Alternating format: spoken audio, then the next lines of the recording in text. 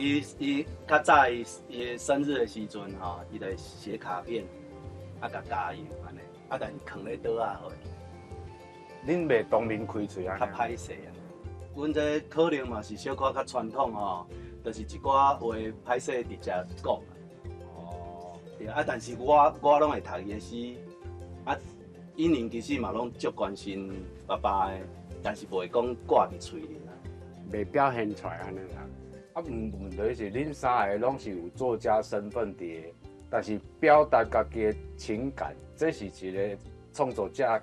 算讲是一个足基本的一个才能。真卡色的啦，真卡色的。我甲你讲啦，真卡色的，这就是真卡色的感情的表达吼。譬如阮细汉的时阵感冒，啊，我妈妈伊就会去煮一碗面，哦，啊，就去讲，唔食囝，叫你爱穿衫，你唔穿衫，感冒啊吼，感冒啊，真歹来。这碗面去食咧，食去困。